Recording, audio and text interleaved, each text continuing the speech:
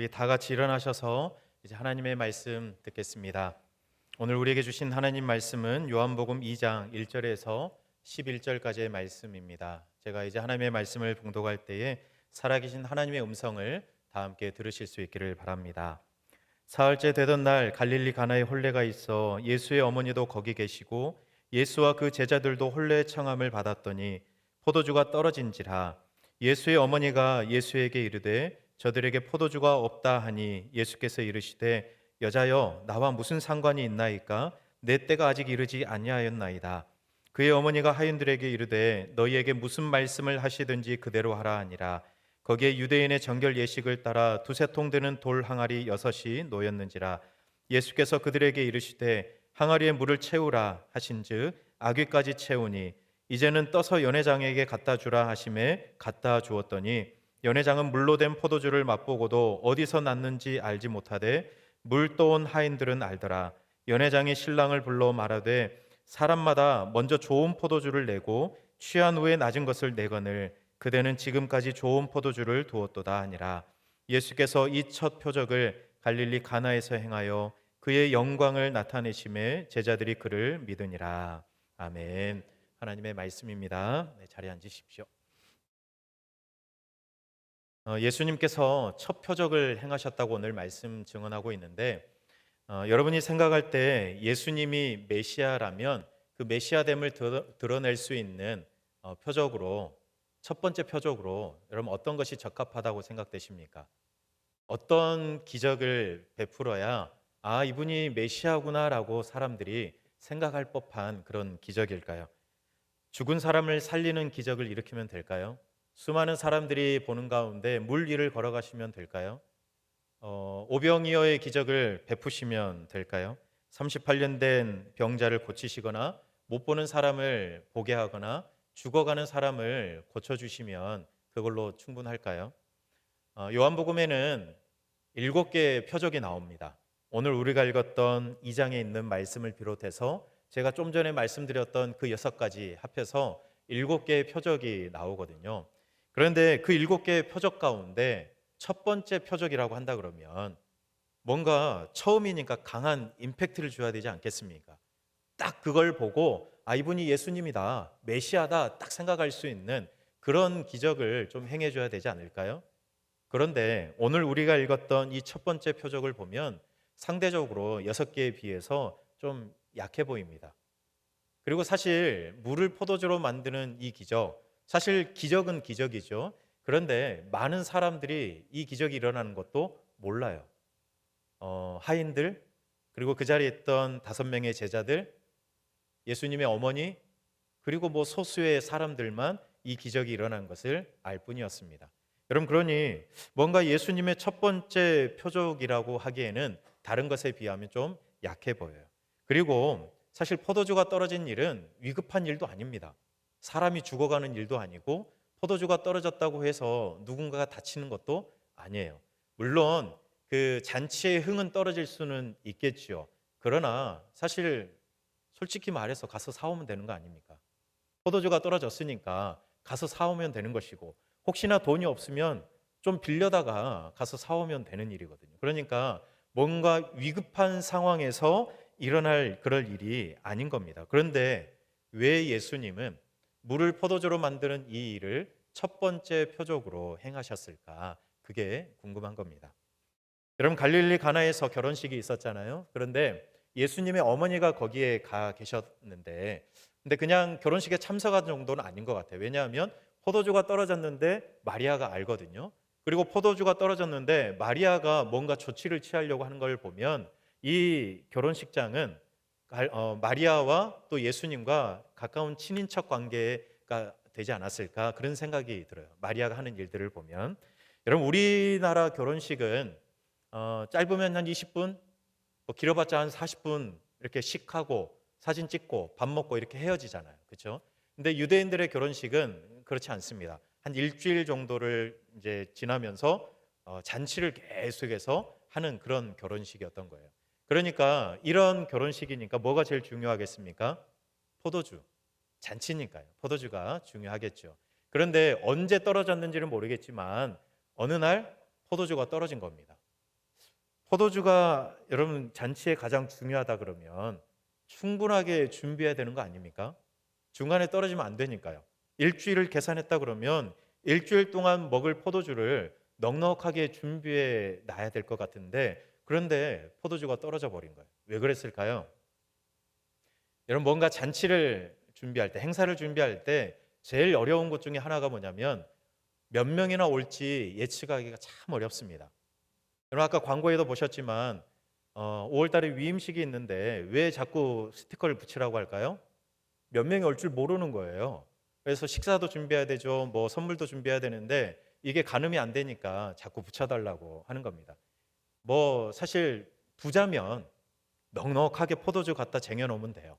저장고에다 이렇게 넣어놓고 뭐 잔치 때 다 안 쓰면 그 다음에 먹어도 되죠. 그런데 왜 떨어졌겠습니까? 그만큼 부자가 아닌 겁니다. 그래서 뭔가 예측하고 포도주를 준비했지만 예상보다 더 많은 사람들이 오니까 포도주가 떨어져 버린 거죠. 그러니까 예수님이 참석한 그 결혼식의 주인공은 그리 넉넉한 사람이 아닌 것으로 우리가 추측할 수 있어요. 여러분, 그런데 마리아가 그 일을 알게 된 거예요. 포도주가 떨어진 것을 알게 되었습니다. 그런데 그 다음에 마리아가 했던 일이 좀 의아해요. 왜냐하면 여러분, 포도주가 떨어졌으면 어떻게 해야 될까요?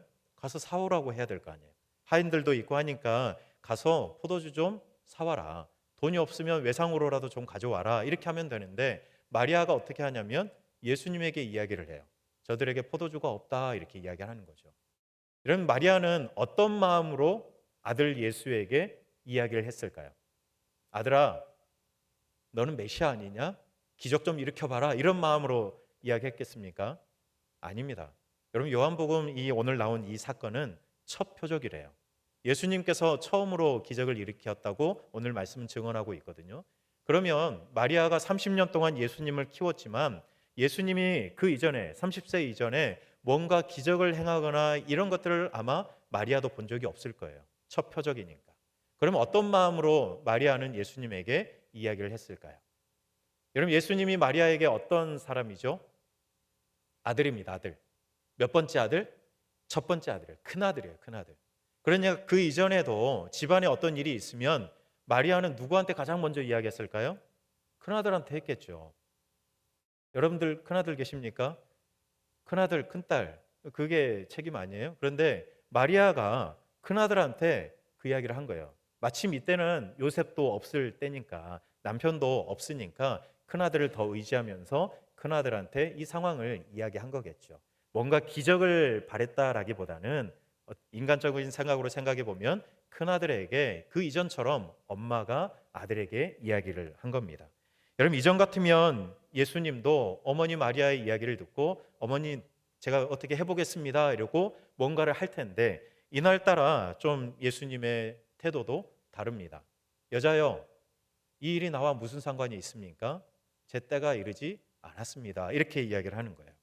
여러분, 나와 무슨 상관이 있나이까, 이 말이 어머니 마리아에게는 좀 섭섭한 말이었을 것 같아요. 왜냐하면 이전 같으면 어머니가 뭔가를 이야기하면 마치 아들이 자기 일처럼 막 일을 해결해 갔었거든요. 근데 오늘은 나와 무슨 상관이 있냐면서 어머니의 말을 조금 받아치는 거죠. 그리고 그 다음에 내 때가 아직 이르지 않았다는 이 말, 이 두 말을 마리아가 들으면서 오늘은 이 아들의 태도가 좀 다르네. 오늘 아들이 조금 뭔가 달라 보인다. 이런 생각이 아마 들었을 것 같아요. 여러분, 그런데 이런 아들을 보면서 마리아가 그 다음에 행동했던 게 있습니다. 어떻게 하죠? 하인들을 불러다가 하인들에게 이야기하는 거예요. 이분이 어떤 말을 하든 그대로 다 해라. 그렇게 이야기하는 거죠.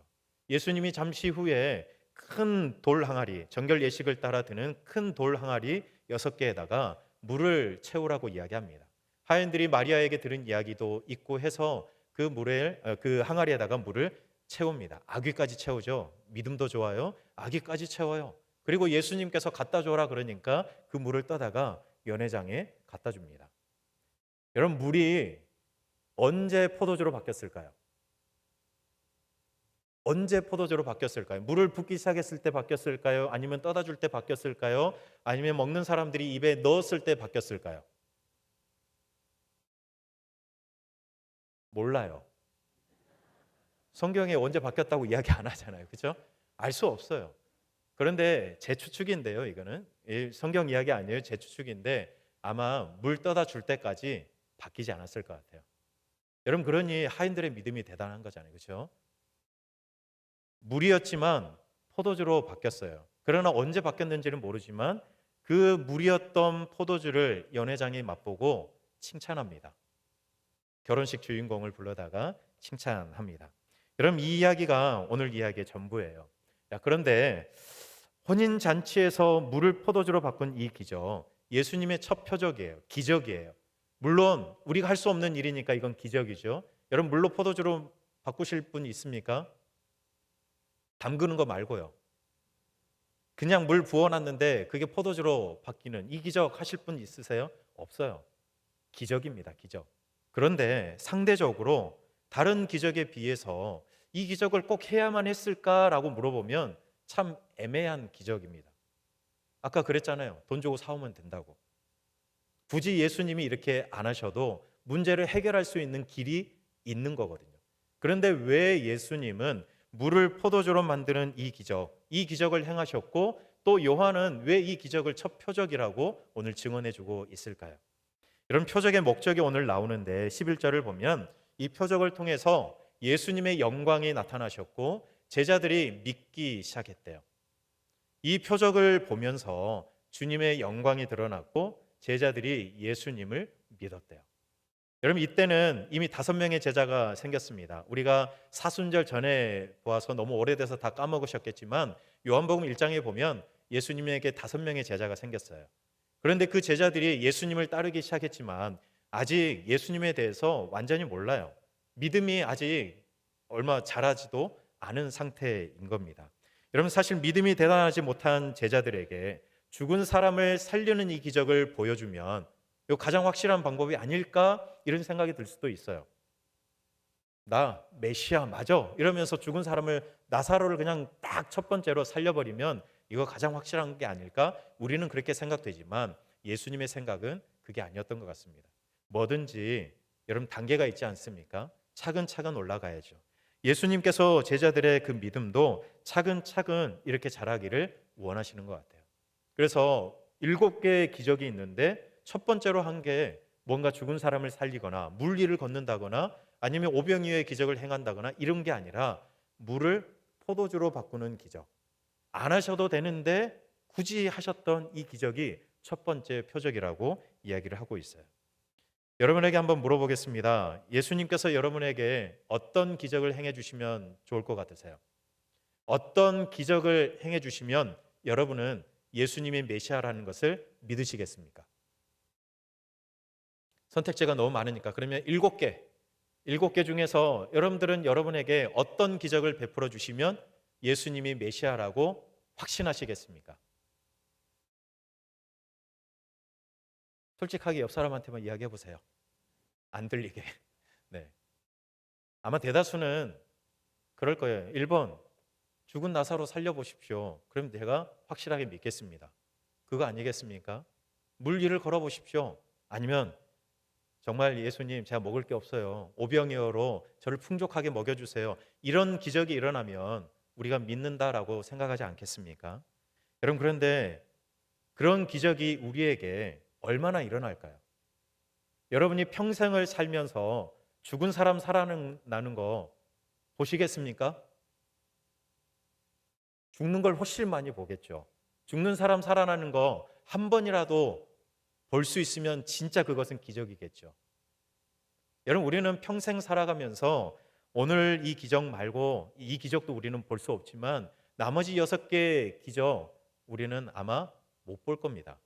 하나님의 특별한 은혜, 그 필요한 그 경우에는 이런 기적도 행해 주시겠지만 우리 대다수는 이 기적을 옆에서 보는 것도 어려울 거예요.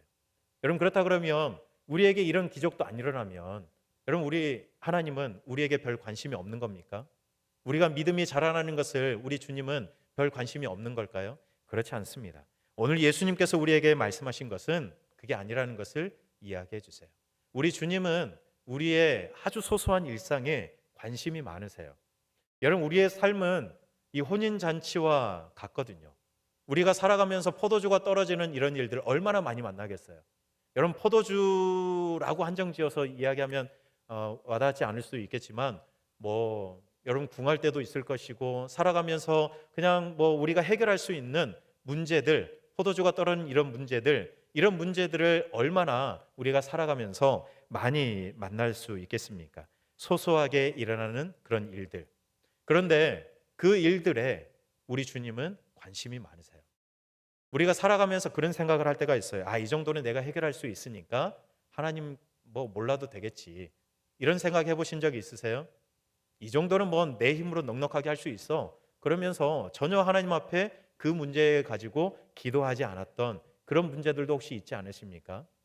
여러분, 그런데 예수님은 이런 생각이 아니라 내가 살아가면서 만나는 모든 상황들에 관심이 많으시기 때문에 오늘 마리아처럼 어쩌면 우리가 만난 모든 일들을 예수님께 이야기하기를 기다려 주시지 않을까요? 나 이거 할 수 있어. 내가 가서 돈으로 사오면 되지 뭐. 이렇게 생각할 수 있는 문제이지만, 그러나 그런 문제까지도 예수님께 해결해 주실 수도 있고 안 해 주실 수도 있지만, 그냥 그 모든 일들을 예수님께 이야기하는 것. 여러분, 그게 진짜 믿음이 아닐까 생각이 들어요. 여러분, 우리가 믿음 이야기를 참 많이 하는데, 여러분, 우리가 믿음을 너무 크고 높게 보는 것 같아요. 어떤 게 믿음일까 물어보면 진짜로 아까 죽었던 사람이 살아나는 이야기, 물길을 걷는 이야기, 오병이어의 이야기, 병이 수술도 하지 않았고 약도 안 먹었는데 낫는 이런 일들, 이런 것들이 나에게 일어나고 내가 믿고 이러면 이게 진짜 내가 믿음이 있다라고 생각하는 경우가 참 많은 것 같아요. 여러분, 그런데 그게 진짜 믿음일까요? 그것만이 믿음일까요? 그렇지 않습니다. 여러분, 만약에 그런 일들이 우리에게 일어나고 그런 일들을 보면서 우리가 믿어야 진짜 믿음이라고 이야기한다 그러면 우리 대다수의 사람들은 그런 믿음을 가질 수 없을 수도 있어요. 그런데 오늘 예수님께서 우리에게 말씀해 주시는 믿음은 우리의 일상을 예수님께 이야기하고, 또 우리의 일상 속에서 예수님이 우리를 위해서 일하시는 것을 볼 수 있는 것, 그게 믿음이라고 우리에게 이야기해 주고 있는 겁니다. 제자들이 이 일을 통해서 믿게 되었다면서요. 여러분, 예수님이면 충분합니다라고 우리가 고백하고 있는데, 여러분, 이 고백은 뭔가 대단한 믿음을 가진 사람들이 할 수 있는 그런 고백일까요? 그렇지 않습니다. 우리가 살아가면서 예수님을 한 번 더 생각할 수 있는 사람들은 저 고백 다 할 수 있는 거 아닙니까? 우리가 살아가면서 만나는 작고 사소한 문제 속에 예수님이라는 이름을 떠올릴 수 있는 사람들은 예수님이면 충분합니다라고 고백할 수 있을 겁니다. 여러분, 첫 번째 표적 안에는 이런 의미가 담겨져 있어요. 나머지 6개 표적과 비교했을 때. 그리고 한 가지만 더 깊은 의미를 한번 생각해 보고 싶은 것은, 여러분, 처음이라는 것은 나머지를 대표하는 의미가 담겨져 있습니다. 11조에도 그런 의미가 담겨져 있잖아요. 첫 번째 표적이라는 것은 나머지 6개 표적을 다 포함할 수 있는 의미가 이 안에 담겨져 있어요. 다른 말로 하면 예수님이 메시아로 이 땅에 오셨는데 메시아로서 첫 번째 표적을 행하셨다는 것은 메시아의 사역의 의미가 이 첫 번째 표적 안에 다 담겨져 있다는 거죠. 여러분, 예수님이 이 땅에 왜 오셨습니까? 왜 오셨죠? 예수님의 그 십자가를 통해서 하나님과 우리의 화해를 이루어주기 위해서 오신 것 아닙니까? 찬양해 주셨던 것처럼 우리가 어디를 가든 천국을 누리게 하기 위해서, 그 천국을 우리가 다른 말로 또 표현해 보면, 요한계시록의 표현을 보면 하늘나라의 그 혼인잔치, 어린 양의 혼인잔치에 우리가 참여하게 하기 위해서 예수님이 이 땅에 오셨거든요. 여러분, 그것을 알려주는 오늘 첫 번째 표적의 도구가 뭐냐면 포도주예요. 우리가 지난주 성찬식 할 때도 주님의 잔을 받을 때 예수님이 그렇게 제정해 주셨잖아요. 이 잔은 내 피로 세운 새 언약이다. 예수님의 피를 통해서 하나님과 화해하게 되었고, 그래서 하나님처럼 우리도 사랑하며 살아가야 한다는 것을 그 잔을 받으면서 우리가 생각했습니다. 여러분, 초대교회 성도들도 마찬가지인데요. 초대교회 성도들도 성찬식의 그 포도주를 통해서 뭘 떠올렸을까요? 예수님의 피를 통한 그 회복, 그리고 성찬식을 받으면서 또 이 물을 포도주로 바꾸신 이 표적을 들으면서도 사람들은 포도주에 담긴 예수님의 그 피의 의미, 그 피를 통해 하나님과 화해되었다는 것을 기억했을 거란 말이에요. 그런데 그 회복이 어디서부터 시작된다고 오늘 첫 표적은 이야기합니까? 우리의 평범한 삶에서 그 회복이 일어나는 겁니다. 뭔가 죽었던 사람이 살아나거나 물길을 걷거나 오병이의 기적이 일어나거나 병든 자가 나음을 받는 어떤 특별한 그런 자리가 아니라 우리가 살아가는 평범한 삶의 자리에서 우리 주님의 그 회복이 일어나기를 우리 주님은 기대하시고 첫 번째 표적으로 우리에게 보여주시는 겁니다. 여러분, 그러니 이 첫 표적을 통해서 사람들의 일상의 삶에서부터 회복이 일어나고 사람들의 일상의 삶에서 하나님 나라의 잔치가 이루어지고 천국을 누리면서 살아갈 수 있다라고 이야기해 주고 있어요. 그 어디나 우리 주님과 함께 동행하면 하늘나라라고 찬양하잖아요. 그렇죠? 그 의미가 이 첫 표적 안에 담겨져 있는 겁니다. 어딜 가든 우리가 살아가는 그 자리가 우리 예수님과 함께하는 잔치 자리, 혼인 잔치의 자리, 천국이 될 수 있다는 것을 우리에게 말씀해 주면서 멀게만 느껴졌던 그 하나님이 이 첫 표적을 통해서 조금 더 가까이 다가오는 그런 의미가 이 안에 담겨져 있는 겁니다. 여러분, 그래서 예수님의 이 첫 표적 안에는 이런 예수님의 마음이 담겨져 있어요. 우리와 함께 천국 잔치, 어린 양의 혼인 잔치에 우리가 들어가 참여하기를 바라시는 예수님의 바람이 이 안에 담겨져 있는 겁니다. 하나님과 화해를 이루어 참여하기를 바라는 이 혼인 잔치, 우리가 흔히 말하는 천국, 그 하늘 나라는 우리의 삶의 가장 소박한 그 자리에서부터 시작되는 거예요. 여러분이 아침에 일어나서부터 눈 뜨면서부터 눈 감는 그 저녁 시간까지 살아가면서 만나는 모든 상황 속에서 우리는 이 예수님과 함께 천국을 누리면서 살아갈 수 있는 겁니다. 여러분, 우리가 할 수 있는 일은 뭘까요? 그 천국을 누리며 혼인잔치에 참여하여 주님과 함께 살아가기 위해서 우리가 할 수 있는 것, 오늘 말씀 가운데 보니까 우리의 일상을 하나님 앞에 우리 예수님께 다 이야기하는 거예요.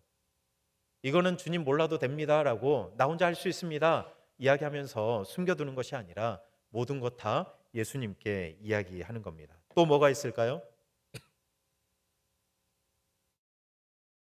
하인들의 모습을 보면서 물을 채우는 일도 우리가 할 수 있어요. 대신 우리가 못하는 게 있습니다.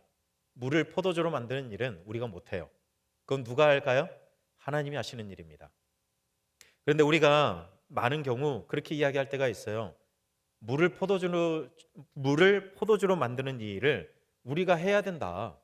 그래야 믿음이 있다, 믿음이 생긴다라고 이야기하는 경우도 있는 것 같아요. 이건 절대로 못합니다. 그렇죠? 물을 우리가 어떻게 포도주로 만듭니까? 이 일은 하나님의 일인 거예요. 우리는 그 하나님의 일을 위해 물을 채우는 일, 그리고 그 물을 떠서 갖다 주는 일, 그 일을 할 수 있을 뿐이죠. 이게 우리가 할 믿음의 일인 겁니다. 여러분, 날마다 우리의 삶의 사소한 곳까지 임하시는 그 예수님, 그리고 우리와 함께 하시며 일하시는 우리 예수님을, 그 마음을 우리가 늘 기억하며 살아갔으면 좋겠습니다. 우리와 함께 우리의 일상 속에서 천국 잔치를 하길 원하시는 예수님의 그 마음을 기억하면서 살아갈 수 있었으면 좋겠습니다. 여러분, 가장 가까이 머물러 주시고 우리가 또 찬양하겠지만 우리에게 손 내밀어 잡아주시고 위로해 주시는 우리 주님이 우리에게 계십니다.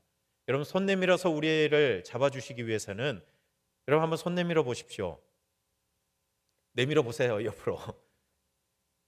여러분, 그 손 내밀었을 때 딱 예수님의 손을 잡을 수 있는 그 가까운 거리에 예수님이 계시는 거예요. 저 멀리 계셔서 우리가 달려가야 잡을 수 있는 것이 아니라 우리가 손만 내밀어도 예수님을 잡을 수 있는 가장 가까운 곳에 예수님이 계시는 거예요. 여러분, 그러니 예수님의 이 마음, 우리 가장 가까운 곳에 나의 일상 가운데 늘 찾아오셔서 우리와 함께하길 원하시는 우리 주님을 늘 기억하면서 우리 주님과 함께 살아가는 여러분의 삶이 될 수 있기를 바랍니다. 우리 함께 찬양할 때 늘 언제나 늘 가까이, 예전에 우리 많이 불렀던 찬양인데요, 우리 한번 기억을 더듬어서 우리 함께 찬양 함께 부르겠습니다.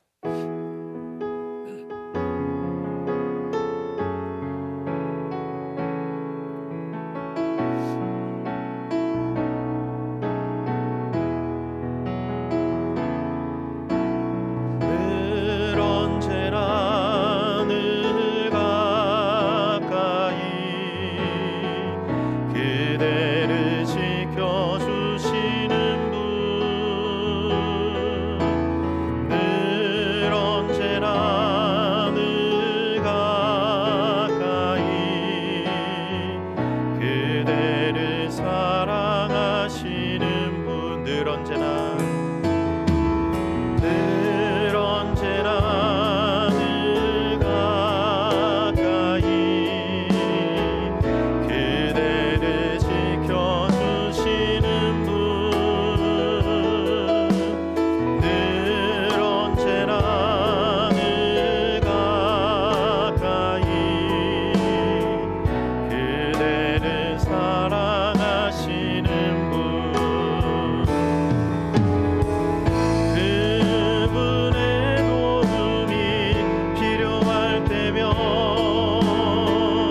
손 내밀어 잡아주시고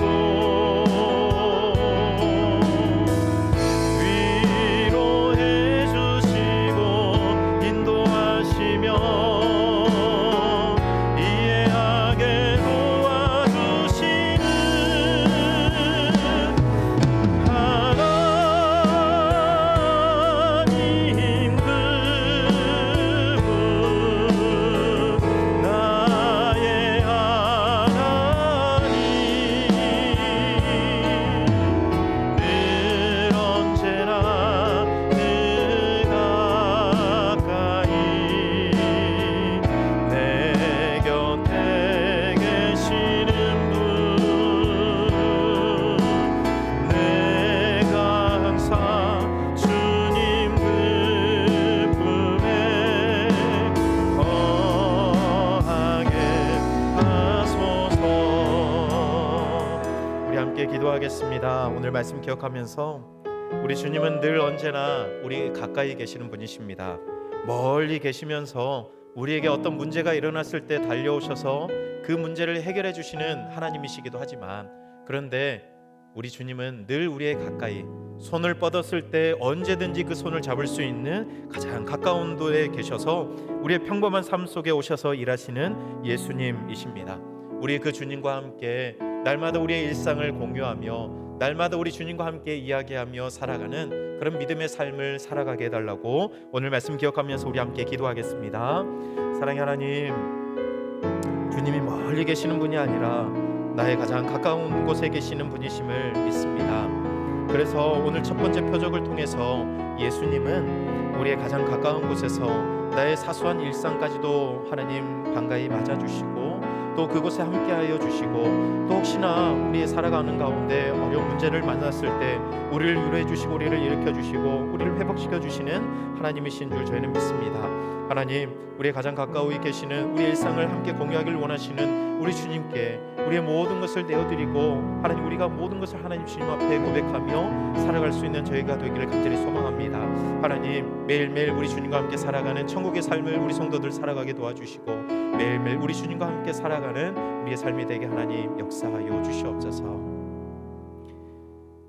우리로 믿고 영생을 얻게 하시려는 하나님, 오늘 예수님의 첫 표적 가나 혼인잔치에서 물을 포도주로 바꾸시는 이 기적을 통해서 예수님의 메시아 되심을 우리에게 보여주실 뿐만 아니라 오늘 우리로 하여금 예수님을 믿게 하시니 감사합니다.